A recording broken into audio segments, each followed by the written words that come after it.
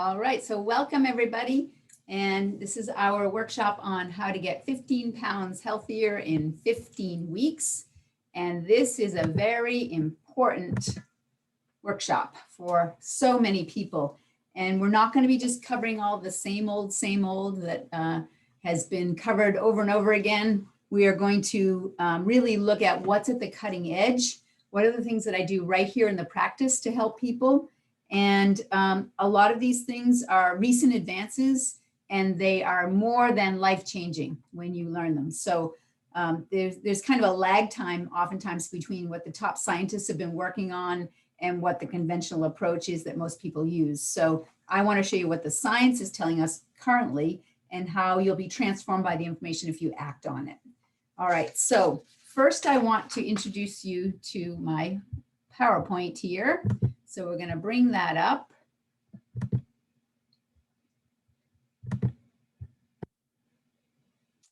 And in a moment, from the beginning. All right, there we go. All right, excellent. So again, this is a workshop that is so important. And remember, there's a special way that we word this. It's getting 15 pounds healthier in 15 weeks. It's not how to lose 15 pounds in 15 weeks, because it's a bigger picture than that. And I actually got some feedback from somebody that we had sent the emails out to, and they were criticizing me on this topic and saying that it was an inappropriate topic to be running. And I just want to say that it's more appropriate than ever that people get healthier, and weight is definitely an issue. And there are healthy ways of having weight and there are unhealthy ways of having weight. So I want to show people, what does it tell us and what can we do about it? So I want to first start by giving you the example of somebody who came into my practice. Her name is Donna. And when she came in because she had low back pain. And a friend of hers who was a farmer had said, "Oh, you have low back pain? You need to go see Dr. Heather." And so she came in, and not only were we able to help her with that, but we started by doing a very thorough assessment of where was her health right now. And weight was one of the concerns that she had, but the reason she came in was to take care of her low back. So we set her up on a plan that was going to address the issues that she had, but in the process, she got healthier. And so one of the reasons she had the back pain is that she had a bum knee, a gimpy knee, which was affecting her gait. And that was then making it so she couldn't exercise. And so she had put on quite a bit of weight. And so over the course of the year of care, not only did she, and I actually want to read what she said because it's pretty neat. She said at the end of the year, my back feels stronger than it ever has. My low back no longer aches. The ringing in my ears has stopped. My eyes have improved. I'm able to see better at night. I went to my eye doctor, and my right eyesight has improved by 1 click and my left eye has improved by 2 clicks. So she literally even changed her prescription. And then she said, I have lived with chronic headaches and now they're gone. I'm going through menopause and was having hot flashes that would keep me up at night, and that has stopped. I have high blood pressure. I want you to take note of that. She had a high blood pressure, and now that was much better. Her primary doctor had her on an aspirin a day and some other medications for her hot flashes. She was able to get off of them. What she doesn't write in this particular testimonial is that over that year, her knee improved. So she was able to start exercising. And she followed our recommendations for diet style and dealing with stress and her sleep. And when she put all that together at the end of the year, she had lost 60 pounds and 40 inches. So transformation for her. And her original reason for coming in was, I want some help with this low back pain. But she really ended up getting healthier in the process, which was actually what she wanted. She wanted to be healthier. She didn't come in with an objective, I want to lose 60 pounds, right? She came in with the objective of, I want to be healthier. And so I explained to her what she needed to do. She followed what we said, and she got great results. And her testimonial is right on our website. So it's so neat to see her saying it herself. All right. And so the question is, what is your objective, right? Is your objective simply to lose weight? Or is it to avoid disease, right? She had high blood pressure, which oftentimes we will find is linked with obesity. Is your objective to increase your strength and your speed? Is it to increase performance and capacity and function? Is it to create optimal health? Changing your body or losing weight might be one of your objectives, but getting healthier is going to be a much stronger and powerful objective to have, because there are plenty of ways that people are losing weight that are very unhealthy, and unhealthy for their body, unhealthy even, I would say, for their mental health. And so we want to do this in the healthiest way possible because we want to reach that optimal health. So again, creating optimal health is really what I want people to be thinking about when they're thinking about how can they create their ideal body. All right, and so what exactly is optimal health? How do we know if we have it? So certainly improved function would be a way to look at it. Increased performance, healthier appearance. Unfortunately, a lot of people, they just want to look good. Well, it's okay to have that as your objective of, I want to look good. In fact, I want to look good naked, right? I want to look good with nothing covering anything up. I want to be really happy about the way that my body looks, but also about how it's functioning. So how can we measure optimal health? We have to measure function and performance. I started here, and now I can do this, just like Donna did, right? I can run faster, I can lift more, or I can just get out of bed and put my own shoes on, right? That can be your first objective for some folks, right? And so you really want to dig in and figure out what you are really looking for. How would your life be different if you had that ideal body that you want? And whatever motivates you, really look closely at that so that you can use that to commit to making the changes that you need to make, and then also a way to measure it. So, people really are not coming into my practice saying, oh, I'm just looking for optimal health. That's not what they do. They usually, I wish they would do that, but they are looking for something specific that they want to change. And I want to see if I can help them change it.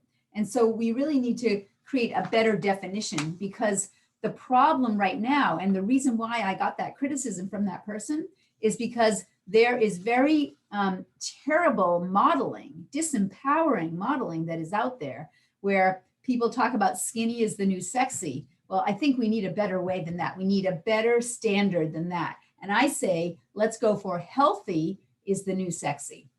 Let's shift this right now. Healthy is the new sexy, right? Who's with me on this, right? Give me a thumbs up if you agree that this is the way that we should be moving, right? Because it's so disempowering and it's so damaging to create that kind of an anchor, and especially so early on in young people's lives. So let's look at what are the brutal facts here. Well, the present obesity epidemic is both troubling and informative. And this was, again, coming from a journal called Circulation in 2008. I just got to tell you that this journal, Circulation, is one of the toughest journals to get published in. And what this basically said was that obesity is related to poor lifestyle choices. And it then results in blood pressure concerns, like we saw with Donna, cholesterol and sugar handling concerns. And if we're only focusing downstream on treating the results of the obesity, then we're missing what is really needed. And therefore, we're not addressing the full cardiovascular consequences on health and longevity. So it's a bigger problem than just aesthetics, right? It's bigger than that. It's, when we talk about healthy is the new sexy, right? We want to look at function there. What is happening with function with that? Now, there's, again, an abundance of evidence that shows that lifestyle factors are a key to this. And it's the same lifestyle choices that lead to obesity are also leading to cancer, is what the studies are showing us. And also the same ones are what are leading to diabetes. So obesity has downstream conditions that are associated with it. Heart disease, diabetes, cancer. There is a clear and direct relationship to these. And so this is a very serious thing, this whole epidemic of obesity that has happened over the last number of decades in our culture. And again, the woman that criticized me, she said, how dare you do this? It's shameful for you to bring this up, especially in the midst of a pandemic. Well, let's just talk about this elephant that's in the room here, because when we look at COVID-19 and we look at who were the people that were affected the most, obesity was one of the real killers behind COVID, right? The whole pandemic that we have, it's not because of a novel virus, it's because of a novel virus traveling through a very unhealthy population. And that was what COVID has done. It's stressed our system, and it's uncovered, and it's shined a light on the fact that we have a very unhealthy population. Now, one of the things that they found is that diabetes and metabolic syndrome seem to accentuate the risk of COVID. And they talk about even some cases of sarcopenic obesity. And sarcopenic obesity is basically what you would call a skinny fat person. So they don't look like they're fat and obese, but they have all of the markers in function in their body as though they were a fat person. So osteopenia, you may have heard of, is the loss of bone mass. Sarcopenia is the loss of muscle mass. And the reason you never hear about it is because there's no drug that can fix it. There's no drug that is available to fix sarcopenia. It's a loss of muscle mass. And it comes from sedentary lifestyle is one of the biggest contributors to that. And so only 12% of American adults are actually metabolically healthy. Now take that in, only 12% of American adults are metabolically healthy. Some of them are obese and some of them are not, but they're still not healthy. Only 30% of the normal weight, only 30% of normal weight people are metabolically healthy. So you can have somebody that seems to be the right weight, but 2/3 of them are still not healthy, looking at their metabolism. And so that's why the name of this workshop is how to get 15 pounds healthier in 15 weeks. It may be gaining 8 pounds of muscle and losing 7 pounds of fat. So you may be the same weight before and after, but you've just gotten 15 pounds healthier by doing that. So I just want to make sure that we call it what it is, right? Because if we are not going to address the root cause of what's happening with all these metabolic factors and obesity, then we're not going to hit it, right? So again, the unavoidable junk food environment, that's one of the pieces of this puzzle, but there's more to it than that. So let's dive in here and let's call it what it is. Fat is sick. Fat is sick. And I know there are people that will feel offended from that, but we have to tell the truth about it. We have to be very accurate about this. Obesity is the linchpin for the chronic diseases that are crippling our community. And unfortunately, we've been normalizing obesity. We normalize it. We make it okay. And I understand the idea of the image, the body image. Everybody needs to love their body no matter what shape it is. I agree completely with that. But loving your body and getting it healthier, that's also important. And so unfortunately, the normalization has actually gotten in the way in some cases. So let's just set the record straight here. What people are currently doing is not working. It is not working. I mean, give me a thumbs up if you agree with what I'm saying, that it's not working. And so if you keep doing what you've been doing, you're going to keep getting what you've been getting. So we need a better way. And we need to understand that fat is a symptom, or more accurately, it's a sign, right? A symptom is something you feel, a sign is something you can measure. And fat is a sign, it's a body signal. And if you don't get this, then you don't have a chance of addressing it. And you have to just get your head around this. This is really important to understand this as a foundational concept, that this is a sign that you're moving away from health. And so if we look at what actually is happening with adiposity, which means extra body fat, another way of saying obesity, what actually is happening? Obesity, it's a hormonal problem.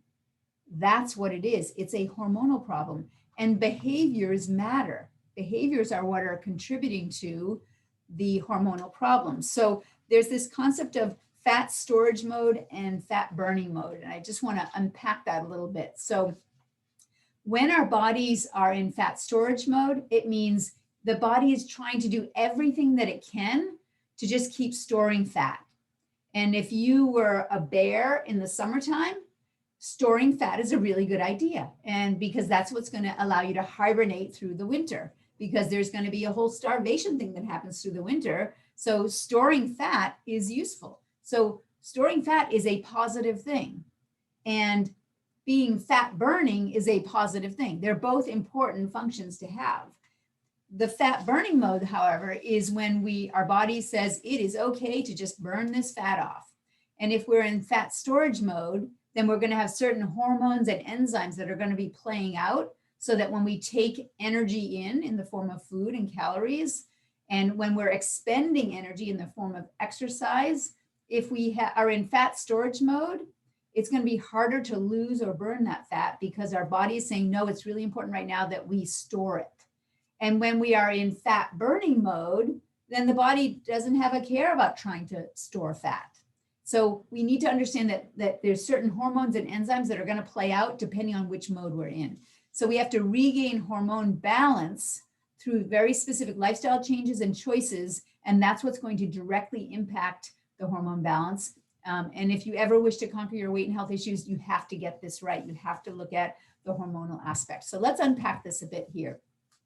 If we look at the perfect hormone storm that's happening in our culture, right, what we find is there are the toxic deficient food choices, right? So the foods that we are choosing to eat, they either are carrying toxicity with them or they are deplete of nutrients. And so they're leading to deficiencies in our bodies. Energy imbalance is the other one, where we might find that we have a sedentary lifestyle and excessive calorie intake. So it does matter how many calories you take in, but we're going to put that all into context. So the equation is not simply just take in less calories. That is going to backfire on you, right? So just recognize, though, that there is an energy imbalance that is part of this.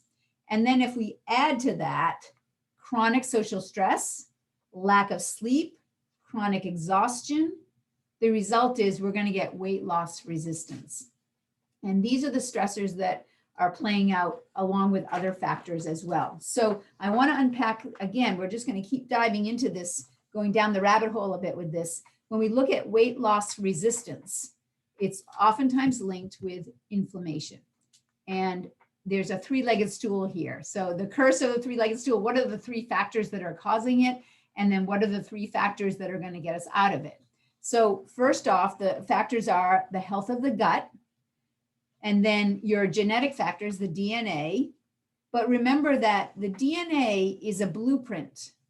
It's not a brain. So the DNA, oftentimes people think of, oh, it's in the nucleus of the cell and it's the brain of the cell. No, it turns out that the membrane of the cell is actually where the brain of the cell is. And the membrane of the cell is what directs the DNA, how it's going to express. And so it can be upregulated or downregulated. So the DNA can either be turned on or turned off. It can express or not. So some people may have a very strong fat storing DNA makeup where it's very easy for them to store fat. And so if you look back at our ancestors, if there was a famine, who was going to survive, right? So this had a benefit to it. And so when we think of a famine, that is a stress. That is a chronic long-term stress. That's about the only chronic stress that our ancestors had. They had a lot of short-term stresses like, going out for a hunt or shelter or another tribe or something like that, right? So they had some short-term stresses, weather, that kind of thing. But the only long-term stress they had was famine. And so when you start to look at the levels of chronic stress that we have in our culture, our body is programmed to deal with chronic stress as though it's a famine. So we're going to go into fat storage mode if we have chronic stress, right? So the stress is definitely one of those factors that may upregulate or downregulate DNA. And it's going to start expressing, and then that's going to start to play out. So that's that three-legged stool, the gut, the DNA, and then the stresses that are going to upregulate or downregulate that DNA. And then the solution is, first leg of the stool is to heal and seal the gut. Second leg of the stool is to fix the cell, so the cell is healthy and the cell membrane is healthy. And the third is to address the stress. Now I want to just show you this. This is mind-blowing if you've never seen this before. These two mice, they are identical genetically. They basically are clones. They have the exact same genetics. The difference is they have different gut flora. The microbiome, the bugs in their gut are different. And it led to a completely different body type here. So this one particular gut flora, Methanobrevibacter smithii, or smithii, is a common gut flora that is found in obesity. And what it does is it actually makes people crave the wrong foods, and it triggers inflammation. So if you put that into the gut, then you're going to be trending towards obesity, just like these mice. But we know that if we're going to heal the gut, there's a few things we have to keep in mind. So avoiding lectins would be one of those things. So what is a lectin? A lectin is bad because, and it's in nightshades, beans, peanuts, cashews, and grains. And lectins, what they are, they're compounds in a plant that the plant uses to stop predators from eating them, because it then will poison them. So if predators ate the food with the lectin in it, they wouldn't feel so good and it would poison them. And so they would stop eating that. And so there are certain foods that have lectins that may be actually getting in the way and causing weight loss resistance because it causes inflammation in the body. So again, it's the grains, the cashews and peanuts, beans, and then the nightshade, like tomatoes, peppers, eggplant, that kind of thing, and potatoes. So if we're going to heal the gut, we want to try to avoid the lectins. And then we also want to avoid the microbiome destroyers. So antibiotics wipe out the good bugs, including one that's called H. pylori. And again, if we think of what are the good bugs we want and one of the ones we want to avoid or get rid of, basically, if you have a round of antibiotics, it can take up to 2 years to reestablish the same diversity that you had before the antibiotics. And H. pylori is actually a good bacteria that tells the brain when you are satiated, and it triggers the hormone ghrelin to stop. So ghrelin is the hunger hormone, and that's the hormone that's going along and pumping out when you are hungry. But when you have eaten enough, that should shut down. Well, H. pylori is the bacteria that helps to tell that ghrelin to shut down when you're satiated. But if you have bad bugs in your gut, that also can communicate to your brain to make you crave what those bad bugs actually want, which is more junk food and more sugar and so on. Splenda is actually an ingredient that will destroy 50% of the good gut flora. So people that are using diet soft drinks, actually it causes more weight gain because it's disrupting this essential gut flora and the good guys. So we want to heal and seal the gut, and we want to weed, seed, and feed the gut. So we want to take the good bacteria and make sure we're populating our bodies with the good bacteria. And then we want to make sure that we remove the bad bacteria, seed our system with the good bacteria, and then make sure we're feeding the good guys. And we need to simply, once we've done that, make sure that we're feeding the good guys, and then they can sort out the bad bugs in most cases. So as long as we just keep feeding the right stuff in and we're not feeding the bad guys, the bad bugs, then it's going to help your body to sort it out. I just want to look at the chat here and make sure that I, let's see, not missing anything that's important here. Okay, can't seem to video. Okay, yeah, it doesn't. Okay, thank you, Juliana, for letting us know that. All right, so glad you're with us. All right, so weeding, seeding, feeding, and the gut is part of healing the gut. Now, when we look at weeding, seeding, and feeding the gut, what are the foods that are going to help with that? So again, as I said, we want to put the right seeds in and then feed it. So the things that really feed the healthy gut microbiome are these foods here. And these foods are healthy because they are both a combination of prebiotic and they're antifungal. So they're going to get rid of some of the bad ones as well and starve out the bad bugs. And so a prebiotic is the food for the probiotic, which are the healthy strains. And so inulin and acacia are the benefits of these. So these foods have the inulin and or acacia in them. So jicama and onions and leeks, asparagus, dandelion greens, acacia powder you could use. Also Jerusalem artichokes, garlic, and chicory root. Chicory root has a lot of that inulin in it as well. So these are the good guys that are really going to feed the healthy gut microbiome. Now, when we talk about weight loss resistance and inflammation, the second part of it is fixing the cell. So once we've looked at getting the healthy microbiome, then we want to fix the cell. And so the idea here is, and I'm just going to unpack this a little bit. So if we have our cell, right, here's our cell, and here's the cell membrane. The DNA is inside the cell, and it actually has a little membrane around it. The ATP is our mitochondria. That's our energy factory. And so we're going to be burning fuel with using the mitochondria and creating fuel and burning it.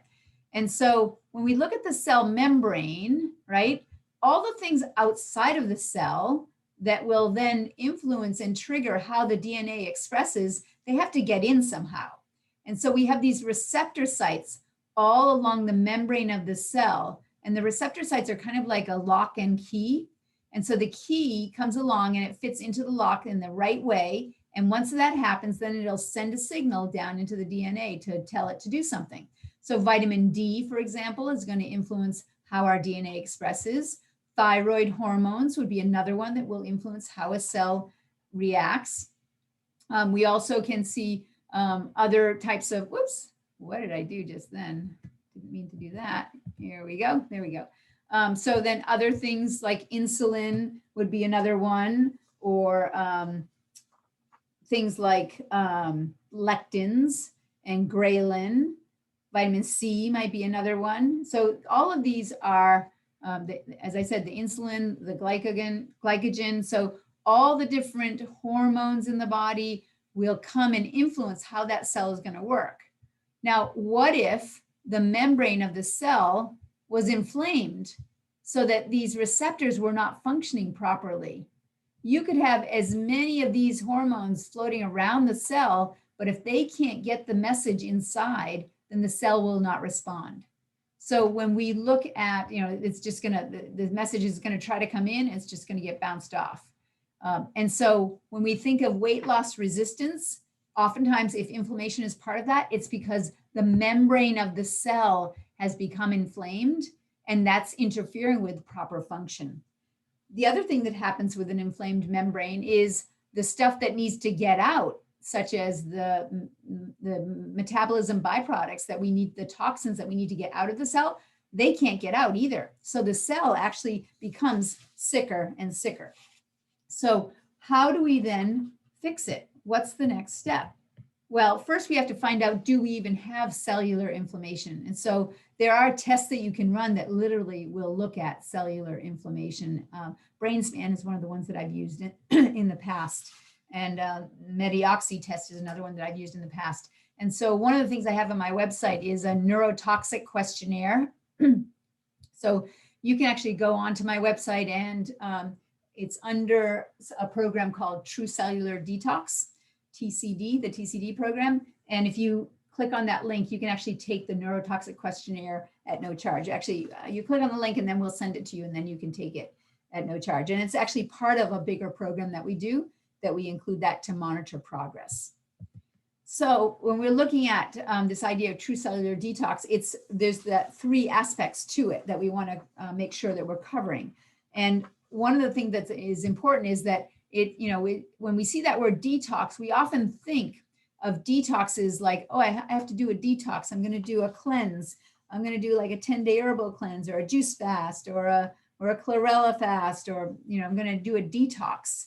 And oftentimes what that means is it's looking at the downstream organs, the bowels and the liver, and it's trying to detox the liver. Well, these downstream organs, they do need to do their part.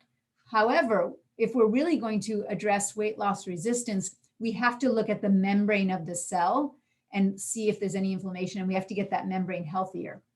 And then once we get the membrane healthier, then we want to pick up any of the toxins that have been floating around, and we want to bind them and get them out of the body. Sometimes people will do a detox that will pull out toxins, and then when it's in the gut, the body just reabsorbs them because it's taking it right back in. In your bowels is where you reabsorb water, and oftentimes you may be reabsorbing the same toxins that you had went after in the detox. So this TCD program, I like it because it uses a specific binder to hold on to the toxins that it picks up and actually gets them right out of the body. So it has these 3 different phases to it. And so I find that, you know, there's a lot of information and recommendations I'm going to go through this evening. And if you are still struggling with weight loss resistance by doing some of those other things, then it may be time for you to actually look at the idea of the inflammation in the cell and what you need to do to get that healthier. And I can help you with that.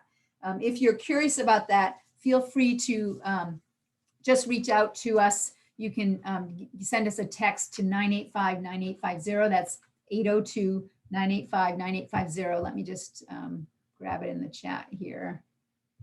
Alia, can you put it in the chat? Our phone number, 802-985-9850. And that way we can. Sure, I can do that. Thank you. And that way, if anybody wants to talk more with me about whether they have concerns about weight loss resistance, we can talk one-on-one about what your individual situation is. All right. And so there are 3 phases to the true cellular detox. The first phase, again, is the prep phase, which actually does prepare the cellular and downstream detox pathways. So it prepares these pathways so they are working, because if they're not working, the body is not going to want to dump any toxins out of the safe places that it's storing those toxins. And so then the second phase is the body phase, and that's where we set up a concentration gradient where we take all the intracellular toxins, things that are outside of the cell, and we get those moving. And now that creates almost like a suction that's going to help to pull more of the toxins out of the cells themselves. And so that's the third phase, which is, we call it the brain phase, but essentially it's to remove heavy metals from deeper tissues where the real problem may be lying, where there is that weight loss resistance. So that's really where the magic is. And if we don't get the toxins out from the deep stores, like the brain and the deeper tissues and inside the cell, then it's really hard for healing to occur. And that's why most detoxes never go to where the real cause is, and why they essentially don't often work as well as going in deep like that. So those are the 3 phases: the prep phase, the body phase, and the brain phase. Now, when we want to regain control of our hormones, there are a number of factors that are important. So food quality is important. And what do I mean by food quality? Well, for example, glyphosate is a very big concern that it is contaminating our food. And glyphosate is also known as Roundup, and it's a pesticide, and it is sprayed all over certain crops.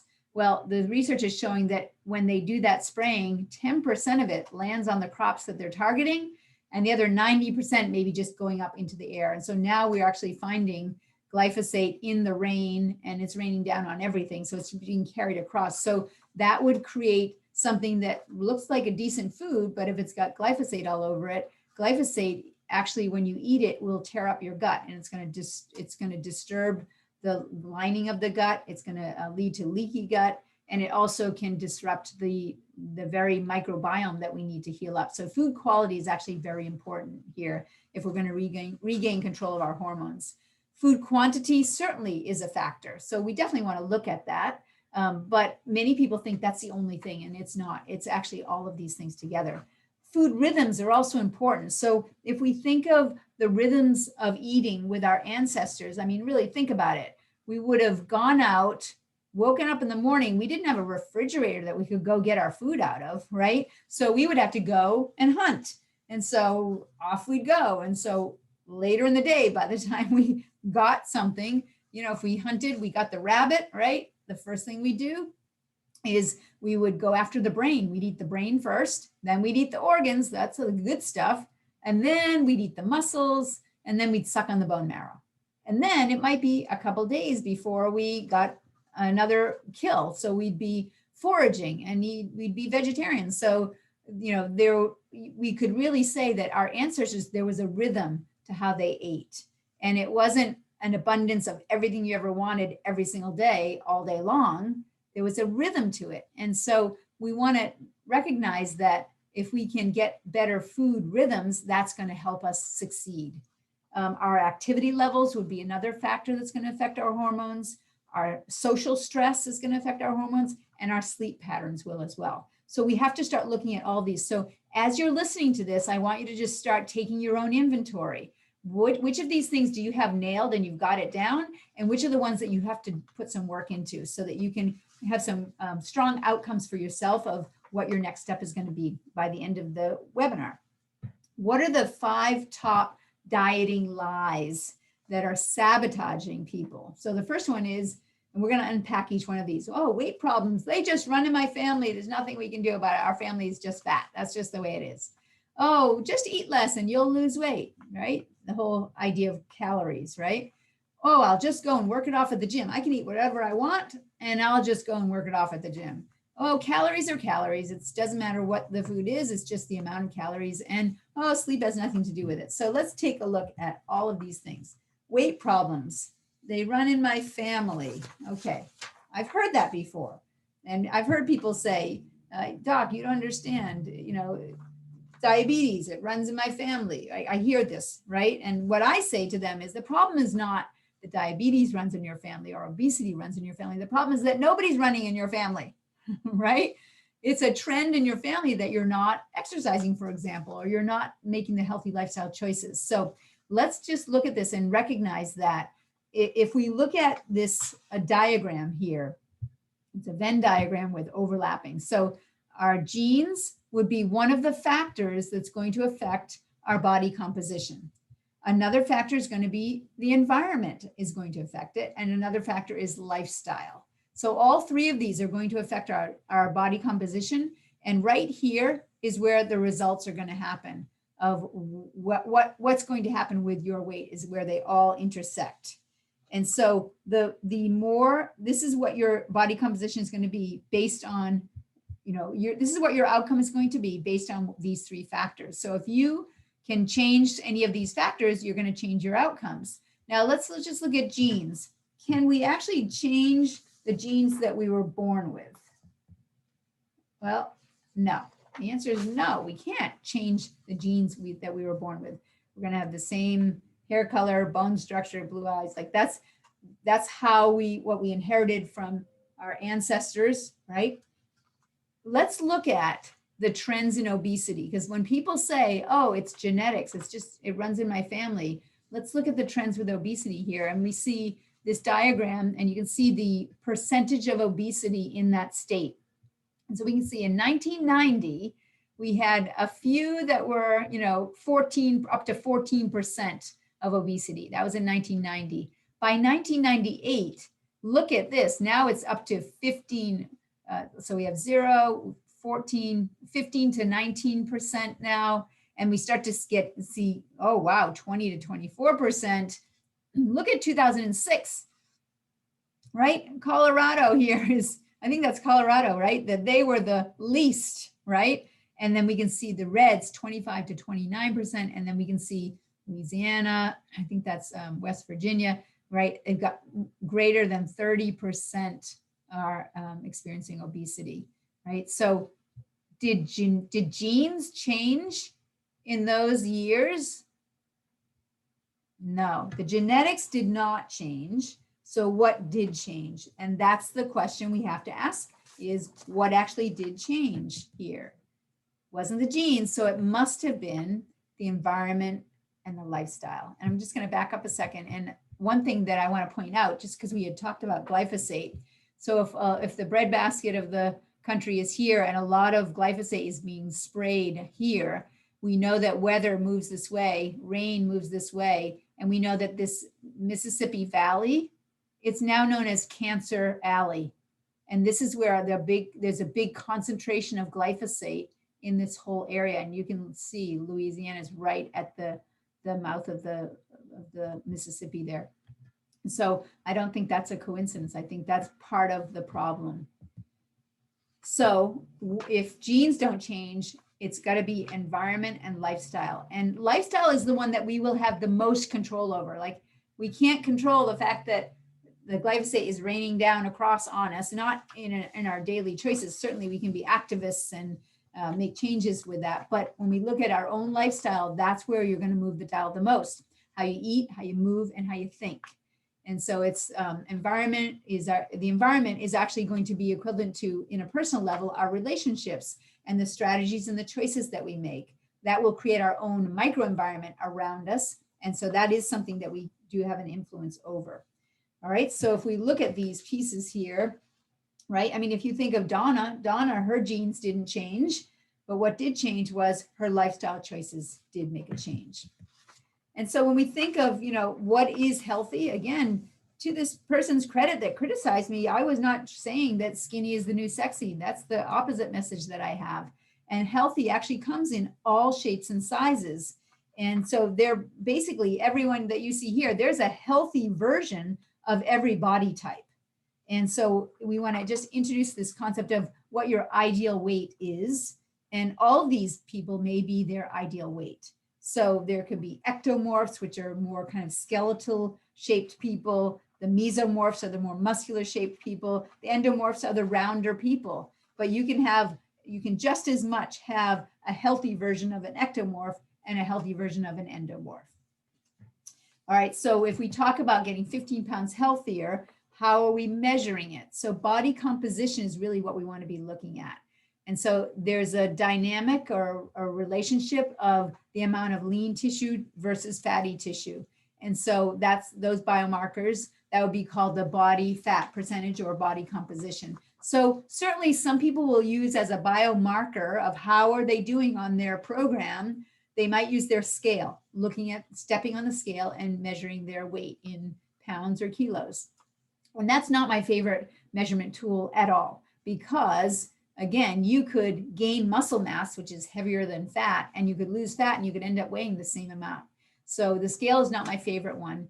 The abdominal measurement can be a good tool to use. So literally just measuring around your waist and seeing what that measurement is. But the body fat percent body composition is also a powerful one to use. And so just remember that healthy women's body composition is going to be a bit higher than a man's.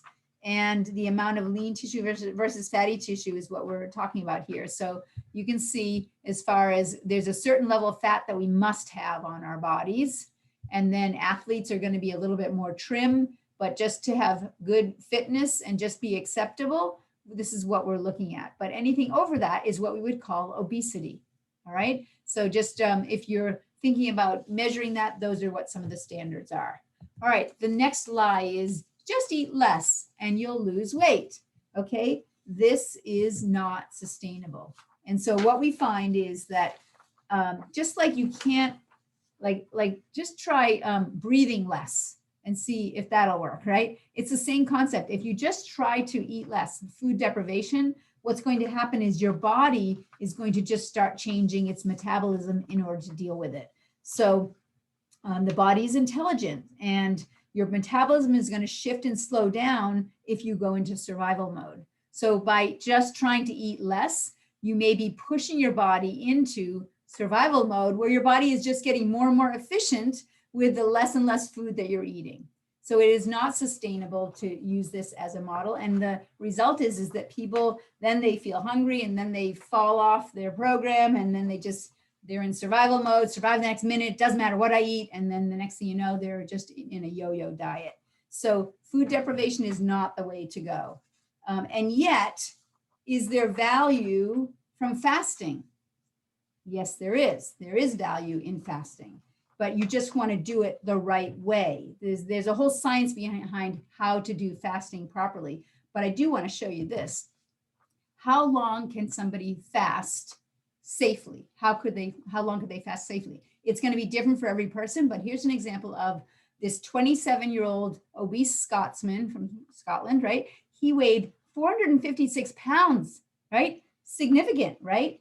And he did a water fast. That means all he did was drink water for over a year, 382 days, right? Over a year, just water. And he lost 276 pounds. His target weight was 180. He hit it and he never gained it back. And they were monitoring him very closely to make sure that he wasn't harming himself. And all of his nutrition markers remained normal. All his electrolytes, they eventually normalized and became stable. He didn't need to take any supplements. He had depression that lifted, all of his neurotransmitters and hormones all normalized when he was doing this. So again, there's a whole science behind this, and there's ways to do something like this. And so definitely something that needs to be studied. And I'm happy to be a guide for anybody that's considering a water fast or a block fast. And then I'll talk about intermittent fasting as well as another tool. Calories are calories, right? There are different types of calories. And remember that the calories are not just fuel to burn. They literally are different types of chemicals. The food you eat will be different varieties of chemicals that are going to impact your physiology. So if you're eating empty calories that take up the room of nutritionally dense food, that could actually add more and more toxins and cause more and more deficiencies. So it definitely is not true that calories are just calories. So again, looking back at this idea of the perfect hormonal storm, we've got the toxic deficient foods, and then we've got the sedentary lives and social stress. So if we look at the toxic deficient foods, let's unpack that a little bit here. This is the food pyramid that the standard American diet food pyramid. So lots and lots of grains on the bottom, right? And then we've got the fruits and vegetables, and then we've got the meats and fish and the dairy, and then we've got the sweets and the oils, like very little fat and lots of grains and carbs. And I want to tell you that this is what I would call the diabetes pyramid. This is the perfect diabetes pyramid. And so remember when we talked about how in the cell membrane, if it's inflamed, the toxins can't get out. So one of the things that we find is that if you are a carb burner, meaning if you're eating a lot of carbohydrates, your body can use either fats or carbohydrates for fuel. And if it's in fat burning mode, it's going to burn more of the fats. But if you're in carb burning mode, it means you're in fat storage mode. And so carb burning mode is actually going to burn differently in the cell. So carbs burn in a dirty way and fats burn in a clean way. The same way you could think of a wood stove that creates all this smoke. You better have that flue working to get that smoke out of the house. And then you can think of a propane stove where that propane gas is burning right there, but there's no smoke that comes with it. So propane burns very cleanly and carbs burn very dirty. And so it actually is going to create more and more toxins in our body if we're relying on carbs as our main fuel. So again, important piece to recognize here. And the linchpin to chronic disease is when we're eating in this way with this type of pyramid, where it's actually pushing people towards obesity to follow this pyramid. So let's look at our ancestors and what have we learned from our ancestors. If we look at the wild hunter and gatherer, what kind of diet did they have? What were the foods they were putting in? They did have high carbohydrate, but it wasn't refined carbohydrates. So they ate a lot of vegetables, but it wasn't refined like flour and sugar the way ours is in the modern world. They would have low to moderate healthy fats. They would have high protein, no refined foods at all, no dairy, and no sugar. The industrialized modern human, right, they would have a lot of the high refined carbohydrates, the breads and the pastas and so on. They would, and the sugar, right? They'd have the low fat. That's what's been promoted over the last decades, is a low fat diet is the way to lose fat, lose weight, which is not true. And then the low protein, don't stay away from red meat, right? And so oftentimes people are going towards low protein, and then lots of sugary foods. I mean, everything in moderation is the thing that people say, but there is so much sugar in our average diet that moderation means you're going to be heading towards diabetes if it's moderation compared to the modern diet. So the results are in, and clearly it shows us that if you take a wild animal and you put it in captivity, right, you're going to get obesity. Now, this of course was Photoshopped. This is not what really happened to this giraffe. But if we take wild humans and we put them in captivity, humans in captivity, right? That's the industrialized modern human. They're not moving their bodies much, they're sedentary, and they're being fed these toxins and a very poor diet. And the result is we're getting this epidemic of obesity. So when we look again at the poor food quality as a concern, toxic choices, deficient choices, and unbalanced choices, right? So the letting glyphosate in, letting empty calories in, even if it's organic sugar and grains, it's still not going to be the healthy choice to make because it's going to push you towards carb burning. And so again, poor food quality is going to create the toxic deficient choices. So it's not just about the calories. It's really about recognizing that eating the poor quality calories will actually create a deficiency because you're filling yourselves with the nutrient deficient calories and choices instead of the nutrient dense. Okay, so what is the hormonal impact on all of this, right? So insulin, clearly, when we are in carb burning mode, there's going to be a lot of insulin flooding in our system to deal with the blood sugar. So insulin and glucagon are two hormones that are important to look at when we're looking at how to get your ideal body. And so insulin and glucagon, they work synergistically. So when there's a lot of blood sugar in the body, then the insulin is going to be kicked in to try and move that insulin out, to try to move to try to move the sugars out of the blood and store them. And if you have high glucagon at work, that's where the body will actually use glucagon to put sugar into the bloodstream. So if you are not taking sugar in your diet, but your body needs some fast fuel, you can actually use glucagon as a hormone to actually generate some blood sugar fast for yourself by getting it from your body. So leptin and ghrelin also work synergistically. So leptin is the hormone that is the hunger suppression hormone. So it's the one we call it the satiation hormone. It will suppress the appetite. And ghrelin is the hunger hormone. So again, they work in a synergistic way, kind of like that yin yang way. And then we see cortisol. So insulin gets sugar out of the bloodstream. Glucagon puts sugar into the bloodstream. Cortisol is a stress hormone. And if we are stressed, basically it means that we think a tiger is chasing us. So if a tiger is chasing us, it would be a good idea to have more sugar in our bloodstream to give us that instant fuel to be able to fight or flight. So cortisol is going to drive the insulin so that the insulin resistance that can happen because we want to actually get sugar into our bloodstream more and more and more. Okay, so that hormones are the key thing here, right? So insulin is a fat storage hormone. So the more grains and sugars that you eat, the more insulin you will create, which will create more and more fat storage. Elevated insulin is what locks you into fat storage mode. So you're either going to be burning fat or you're going to be storing fat. And insulin is what locks you into the storing fat mode. And so what is it that causes the elevated insulin? It's your food choices, sugars and refined carbohydrates.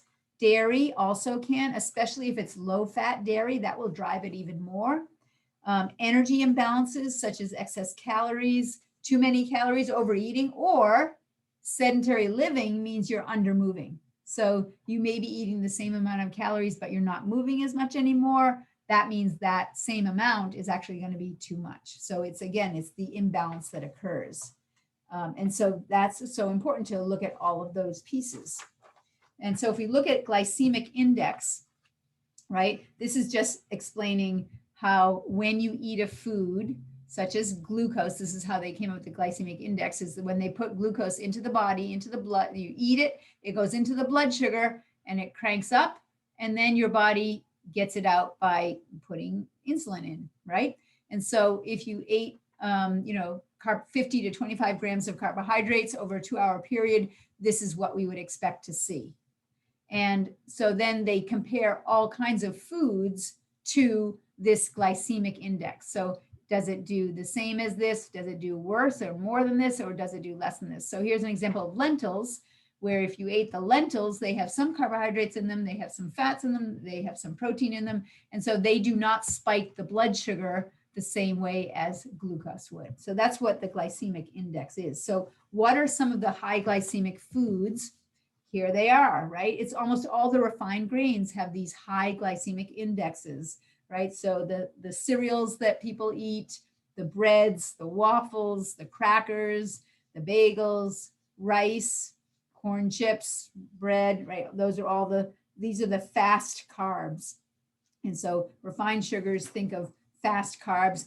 Getting those carbs in fast is going to push you into carb burning mode because there's a fuel that's readily available. So the body just says, hey, it's right there. Let's stay in carb burning mode.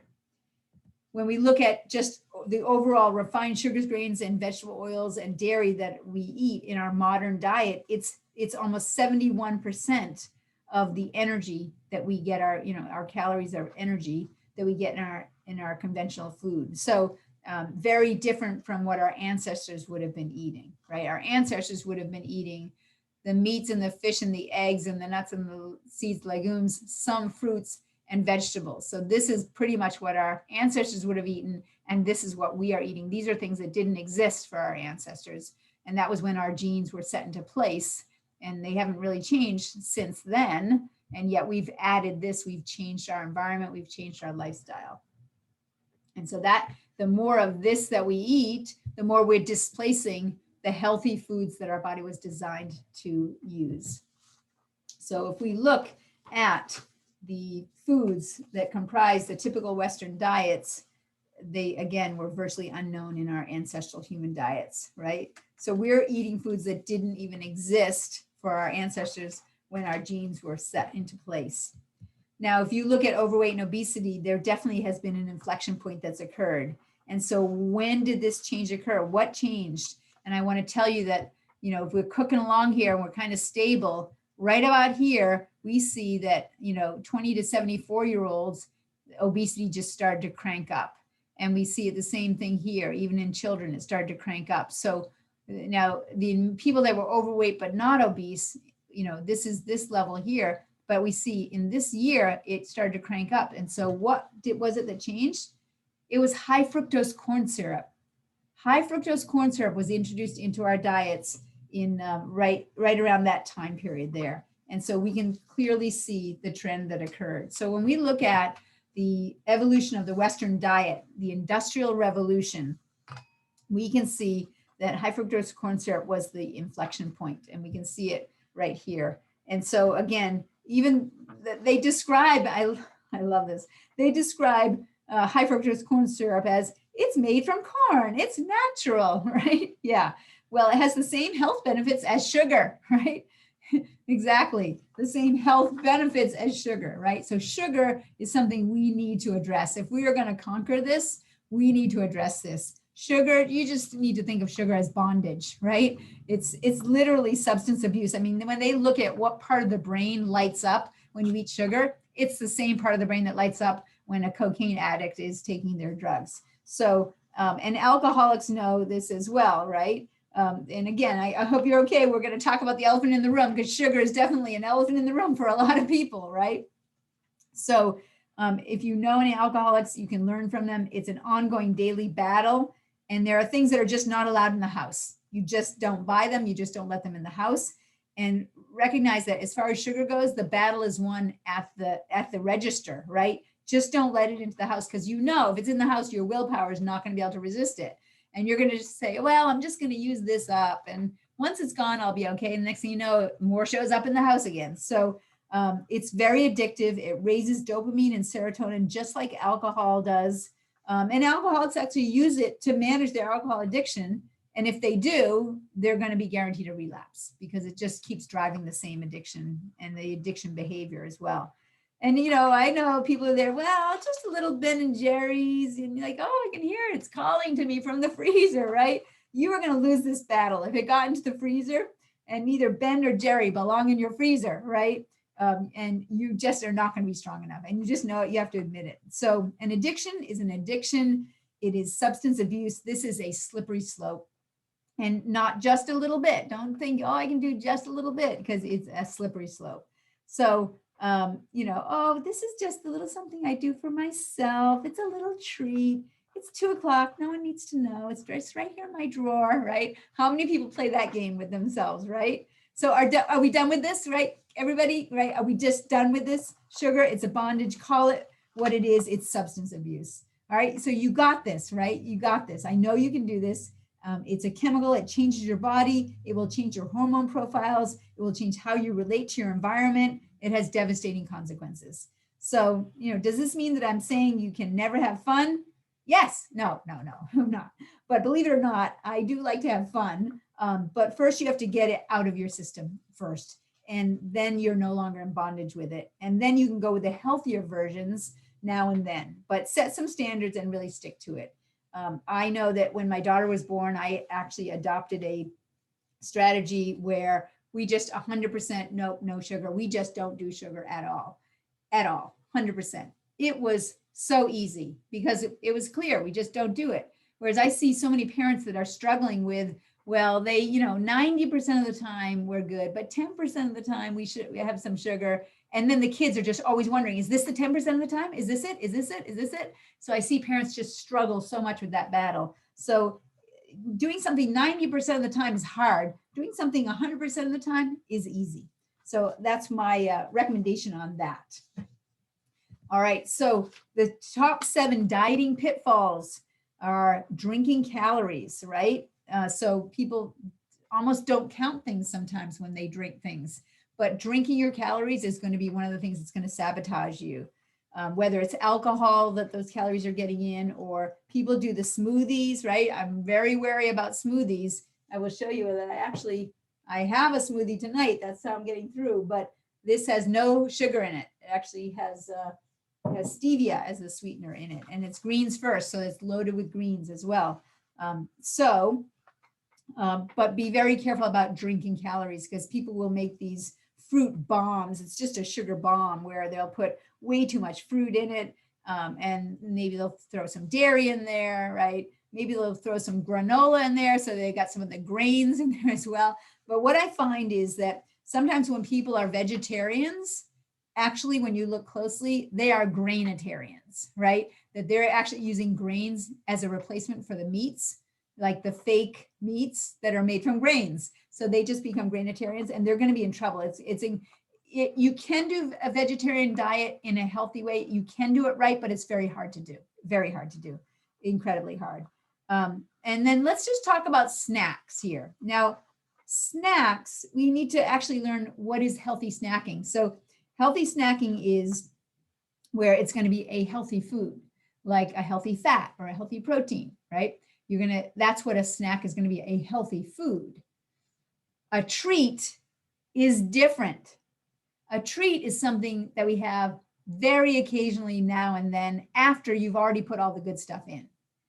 Snacks are good stuff that you're just going to put in, in between a main meal, something like that. So can we just get clear on that treats and snacks are not the same? And so some people are eating treats on a regular basis as though it's a snack.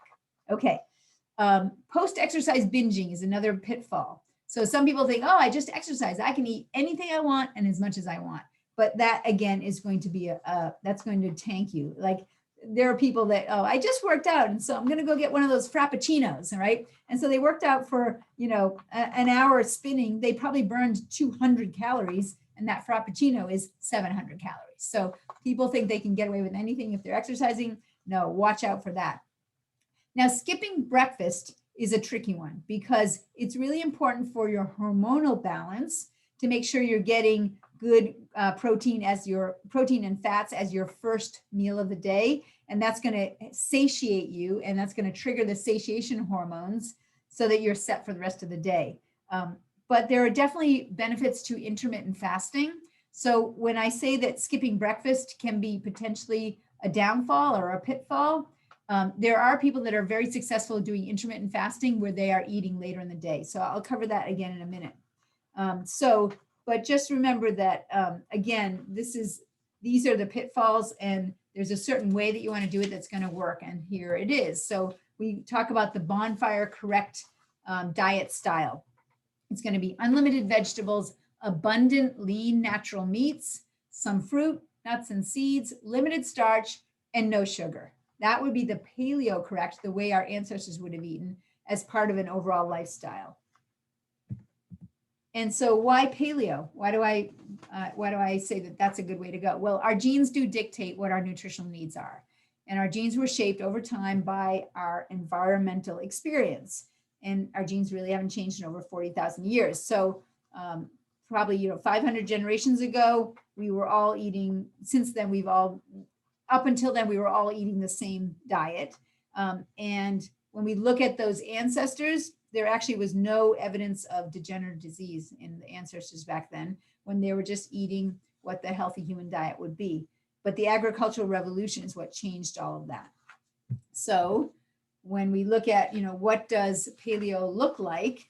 Again, it's those unlimited starches, unlimited non-starchy vegetables, which are the good carbs, no refined grains, which are the bad carbs, plenty of fruits and berries, relatively high in animal protein, moderate amount of good healthy fats, high in fiber, high in potassium and low in sodium, having a net alkaline load. So these foods are going to tend to be more alkaline. There'll be some acidity to some of the foods, but overall, they're going to be mostly alkaline. And they're going to be rich in the phytochemicals, the vitamins, the minerals, the antioxidants, all the things that we need for our body to function properly. The zone diet is another one that is very similar to paleo in food choice recommendations, and it tends to go for a 40% carb, 30% protein, 30% fat. So there's kind of a rule of thirds in there. And that can actually work for a lot of people that have used that. But essentially, when you think of what should my plate look like with a healthy diet, with a paleo or zone diet, you want to be asking your question, everything you eat, including snacks, where's the plants, where's the healthy fat, and where's the healthy protein? So Heavenly, when you're looking at the food that you're going to eat, I just want you to look at the plate and just ask yourself, point to where are the plants, where's the fat, and where's the protein? Those are the key things that you want to have on your plate, okay? Every time you eat, whether it's a snack or a whole meal, that's how you want to be looking at it. So here's some examples of some healthy things that you could eat. So this is omelets with veggies and sausage. That would be a great one to have. You could have eggs with avocado, bacon, and tomato. You could have bison steak with avocado and greens. And yes, there's some tomato in there, which is going to be nightshade. But again, overall, the balance of it is a small amount of that. You could have almond flour pancakes and blackberries. That looks yummy. You could have, here's grilled ahi and peppers, avocado and greens. Here's chicken thighs with apple, almonds, and greens. Yum, Swedish meatballs. Now, there's not going to be any grains in this recipe of Swedish meatballs. Wild-caught salmon and greens. Shrimp and lobster tail with avocado. So those are some examples of some paleo-correct diet styles. And so once again, the do's and the don'ts are, just to compare and contrast, the do's are non-starchy vegetables, some fruit, meat, poultry, and fish, range-fed eggs, natural fats, some nuts and seeds, and drinking water. And the don'ts are no refined carbohydrates, no cereals or grains, no sweeteners, no bad vegetable oils, no dairy products, no soda, juice, and alcohol. And the exceptions for the vegetable oils would be olive oil, avocado oil, palm oil, coconut oil. Some of the nut oils actually are okay as well, walnut oil and so on. So those would be acceptable. Now, when I say no dairy products, some people may make exceptions and they may do fine with that, but you definitely don't want any low fat, and you want to avoid the ones that are homogenized and pasteurized, because that actually destroys the proteins and makes them quite unhealthy for the body. So you want to go with the raw dairy as the healthiest form of dairy if you're going to consume it. If we look at the three exchanges, so if your diet is just basically completely sideways and completely conventional, the first thing you want to do is look at these three exchanges. So you want to change from grains that are especially glutinous grains to the ancient grains. And so that would be things like amaranth, or even oats could be in that category. Buckwheat would be in that category, and so on. So the ancient grains. Rice would be in that category. You want to change in your sugars from the processed artificial sugars to the natural sugars like maple syrup, honey, raw honey, and then stevia, something like that. Nowadays, I think monk fruit is a very good sweetener to use as well. And I have seen some versions of the sugar alcohols can be acceptable, such as erythritol can be useful. Xylitol, I'm not so sure about because it can be a little bit harder on the liver. So again, that's the shift in sugars. And then shifting the fats, exchanging from the toxic fats to the healthy fats. So that would be the first thing, is to do that. And if any of you are interested in the anti-inflammatory diet handout, just let me know. Just send us a text to 985-9850, 802-985-9850, and just write anti-inflammatory diet. And then we'll just get your email and we'll send that over to you. All right, so the perfect hormonal storm. Again, it's the toxic deficient foods. We've covered all of that. Sedentary lives is the second part of that problem that will be affecting our hormones. And so again, we kind of talked about that idea of the wild human in captivity, and you start looking like that pyramid, right? So it's sad but true. We've engineered movement out of our lives, and it's, we could eat the recommended food pyramid from the USDA, and we'll start looking like that food pyramid. So instead, remember, humans are living today. They have inherited a genome that was programmed for daily physical activity and a high fiber diet. And we just have to recognize we are not living life the way we were designed to. And so it does require activity. So just like our cells require certain nutrients, I want you to start thinking about activity as a nutrient that your cell requires. It genetically requires movement in order to function properly. So what is it that causes elevated insulin? Well, we already talked about the food choices, the sugars and the refined carbohydrates, the fast carbs and the dairy, but it's also the energy imbalance from excess calories, which again, too many calories, but also sedentary living is the other thing. So under moving, right? And if we compare our modern life with not just food, but also movement, we're going to see that our ancient genome and design was designed for more movement. Now, okay, well, movement. Yeah, I am moving. I exercise a lot. I'll just work it off at the gym so I can eat whatever I want and I'll just work it off at the gym. Sorry, that's going to sabotage you. So again, think of it as energy balance. So we have a certain degree of caloric needs that we do need for burning, and we can get that from carbs or fats. We have an intake and an output. So we have the calories going in, the energy going in, and we have the output, which is the energy being expended. Now, remember that our ancestors would have had to expend an enormous amount of energy in order to try and acquire energy, right? Going hunting takes a lot of energy in order to get the kill so that you can then eat it to feed your body the energy that you need. So there's a whole intake, outtake, output of energy that has a dynamic, and it does have a hormonal impact. So we really want to support hard training and lean muscle and not fat. And so again, exercise is going to be an important part of that. And the exercise literally can turn the stress switch off, which is going to downregulate the cortisol, which is going to downregulate the insulin driving. And so that's going to help us to balance out the hormones and reboot the hormones.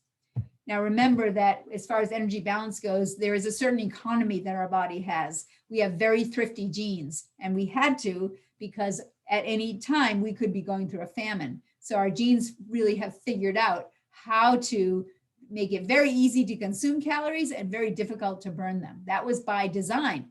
So again, it has been said, you will never out-train a lousy diet.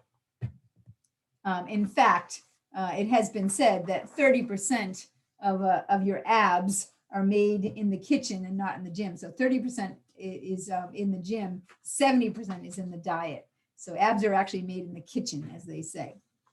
All right, and so exercise is critical in achieving optimal health because it is part of correcting the metabolic derangement. So, how do you correct that metabolic derangement? Just like poor soils and diet demand that we reconcile deficiencies with supplements, movement deficiency also has to be reconciled by supplementing with scheduled, intentional, planned exercise. So our body, we were actually designed to be lazy, to want to avoid exercise because it took so much to go and get food that if we added another hour of exercise for our ancestors, that would be suicide. We'd be expending way too much energy. So we're designed to actually not want to exercise if we don't have to. So we have to overcome that, and we have to just supplement our regular lifestyle with exercise. We have to put that exercise in.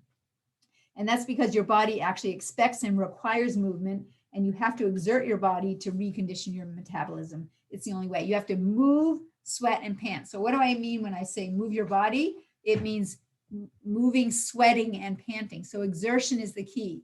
So as far as rebalancing your hormones with exercise, it's an important part of this. Oh yeah, you only have to exercise on the days that you eat, right?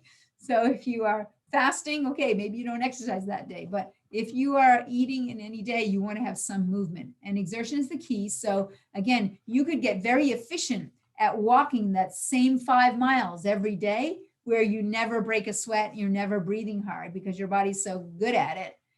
You want to actually push yourself when you're exercising. So 30 minutes or more each day with some panting and sweating is great. Even if you just do 20-minute workout that has a lot of exertion, burst exertion in it, even just doing, 3 or 4 or 5 of the 4-minute workouts in a day, so you get some sweating and panting in.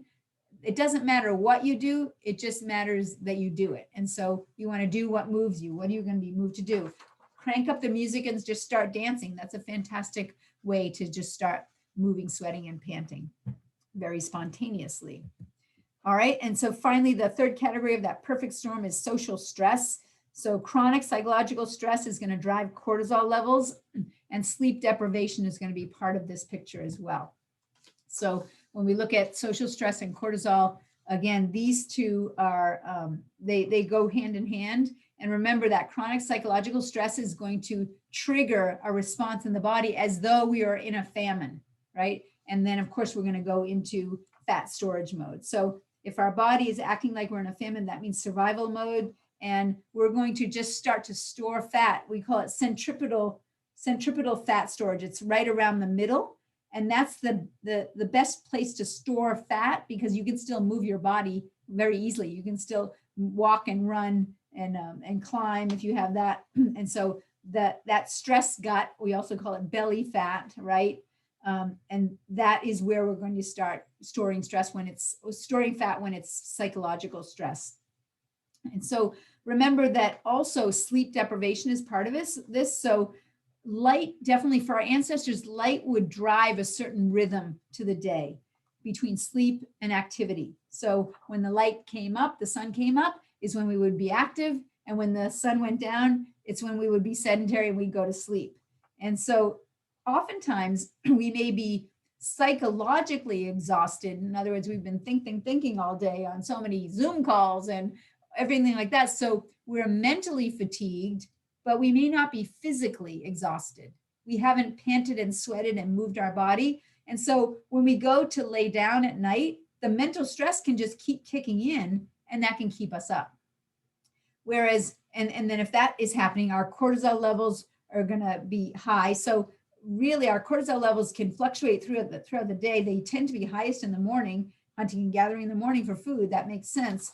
But with social stress and unnatural schedules with the lighting, the electronics, the cortisol, that all causes it to be elevated.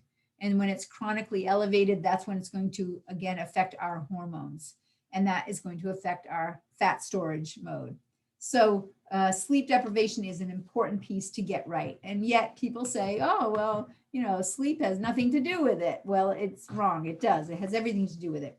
We have a circadian rhythm that is affected by unnatural light. And so light can drive that rhythm and can push it sideways because of the lights that we put on at night. So when you look at the cortisol cycles, we want it to be we want cortisol to be low in the evening and high in the morning. And if we have unnatural schedules and we use the unnatural lighting, right, then our body is going to be thinking, oh, it's light so late in the day. It's still light. It's nighttime and it's still light out. That's summer. And if you're a bear and it's summer, it's time to store fat. to get ready for hibernation. So when we have this unnatural lighting, it actually is triggering our bodies to go into some fat storage mode as well. It's going to cause our leptin to go down, which means our appetite will go up. It causes our ghrelin to go up, which means our appetite is also going to go up, right? It causes cortisol to go up, which makes us crave carbs because we think we have a tiger to fight, so we need fast energy. And then insulin is going to drive that insulin so that we are in fat storage mode. And so sleep deprivation is definitely a big part of this. So what are the best practices for sleep? Use the circadian rhythm as a guide. So you want to shoot for 8 to 9 hours of sleep. You want it to be a dark, quiet, and comfortable room. You want to do an e-fast so you don't have the screens and the blue light before you go to sleep. So some would say 30 to 90 minutes of no screens before you go to sleep. And it's easiest if you have a whole household culture that is all on the same page as far as, we all go to bed early here. So if you think about everything that I've been saying you want to eat more, right? Sleep more, more panting and sweating, which can come in many forms of exercise. Yeah, can you see yourself doing this, right? All excellent things to be doing, and it's all working together is the key. So it's all about a healthy lifestyle. And if you look at the ineffectiveness of the popular weight loss diets, adopting a healthy lifestyle is more appropriate for winning the war against chronic disease and obesity as well. So again, weight loss, resistance, and inflammation, we need to address the stress is the third factor. And so when it comes to addressing the stress, that's the part that I play as the healthcare provider. Besides coaching on these other things, adjustments are one of the things that will turn the stress switch off. And so remember that when we think about what system in our body runs everything, it's the nervous system. When we think of how we deal with food in our body, that's our digestive system. How do we deal with breathing? That's our respiratory system. How do we deal with infections? That's our immune system. We have to ask the question, how do we deal with stress? Which system is responsible for dealing with stress in our body? It's the nervous system. And so if we have any interferences in the nervous system, that can interfere with our ability to deal with stress. And if we do have subluxations, nerve interference, that will actually drive a high cortisol level because it puts the brain into stress mode. So adjustments in a rhythm is important to help turn the stress switch off. Doing the spinal exercises, get your spine healthier. And then eating, moving, and thinking are breaking the bad habits. And of course, we've covered that quite a bit. So really, when we think about it, I should be thought of as Dr. Function, really. People think of me as, Dr. Spine or Dr. Back, but I'm Dr. Function, and that means getting back to life. So back to the things that you want to do in your life, whether it's sports and exercise or just reaching your optimal health potential, which means you're going to need to get stronger, and that's why the spinal exercises are important. And then stop recreating the patterns so that we prevent problems in the future, how you eat, how you move, and how you think. So that is the key to it. And so there is a program that's called Bonfire that I wanted to introduce you to. If your health is a bonfire, right? You need fuel, air, and spark in order to have a bonfire. You could have a whole pile of logs, and if you had no spark, you're not going to have a fire. You could have a pile of logs and a spark, but if you suffocate it and have no air, you don't have a fire. And the same thing, you could have air and spark, but if there's no fuel, you have no fire. So in order to have a bonfire, you need to have all three: fuel, air, and spark. So fuel is how you eat, air is how you move, spark is how you think. So this program is called Bonfire Health. If you go to bonfirehealth.com, it will take you right to this program. And what they do is they teach you the 39 healthiest habits of the healthiest people in the world. And you can sign up for their 90-day challenge, where they're going to send you 3 emails per week with different tips on the different healthy habits, one on fuel, one on air, one on spark. So one on how you eat, one on how you move, one on how you think. And this is a fantastic program. My colleagues, it took them about 3 years to create it. They probably spent about $1 million actually creating it. And when you, for example, get a tip on eating a certain food, if you don't know how to do that recipe, you click on the link, it takes you right to the recipe and shows you how to do it. If it's an exercise, how you move, and you don't know how to do that, you click on the link, it takes you to a video to teach you that exercise. And Spark is how you think. So different journal exercises and different strategies of managing stress. Again, you just click on the link. Now, if you're the kind of person that really wants to know the research behind that, you click on the link, it takes you right to the research. So it's a fantastic program. And because I'm a bonfire doctor, I get to introduce you to it. And although it may be worth $5,000 on how it could actually improve your health, the cost is free. Just go there and do it. It's a fantastic program. And I know the people that created it, and it's really, really a fantastic thing. 90 days literally can really set you right on the on-ramp of where you want to go. And I promise you that if you do this Bonfire Health program, I will cover ground a lot faster with what we're doing with your care. All right, so bonfirehealth.com is what that is. Now, I also wanted to just mention a couple more things about the detox, the True Cellular Detox, because sometimes people have questions about that. So there's different ways of detoxing. So one detox is to use the 21-day or the standard process detox program, which I actually do love this program. So it's just an easy way to go. It definitely gets all the downstream organs working better so that when you are exercising and liberating toxins, it's going to help with that. So this is a shorter program that you can do to do that detox, again, to try to deal with weight loss resistance and to just jumpstart you in eating the right way as well. There's a great recipe book that they have that's part of the program. And I love this program, 21-day. And so there's that. And then there's also the True Cellular Detox. So if you really are concerned about weight loss resistance and you're thinking you may have some heavy metal toxicities or some inflammation in the membrane, then just reach out to me and let me know. Again, if you go to wellspringscls.com, that's our website, and just put /TCD, you'll have access to that neurotoxic questionnaire. And if we uncover that it looks like you do have a lot of toxicity, then it may make sense to go in this direction. So you can just let me know if that's something that you want to do. The last thing I want to talk about is the intermittent fasting. Actually, here are some, I just wanted to also give you some other web resources, and I'll keep this slide up as I just address the intermittent fasting piece. So the paleodiet.com, bonfirehealth.com, crossfit.com for exercise, best ways to exercise. Performance Menu has some really good recipes.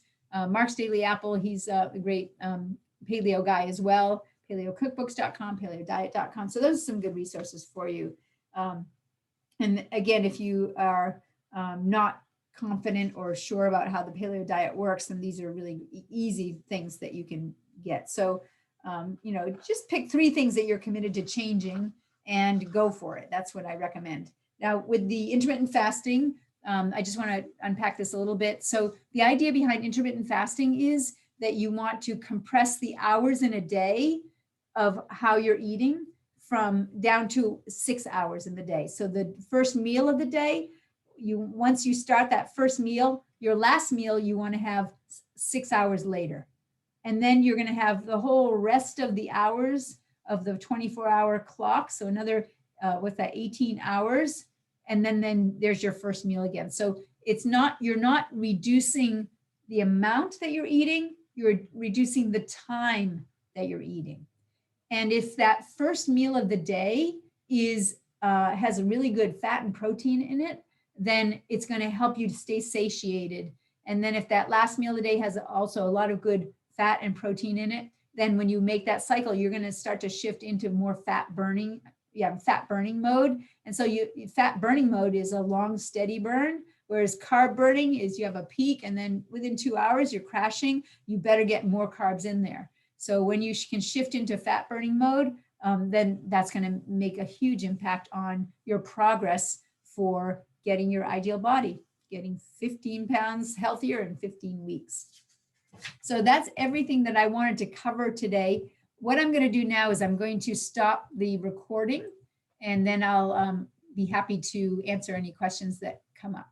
Now, let me just find the recording. Let's see, it must be over here. We go. All right. Thank you so much, everybody.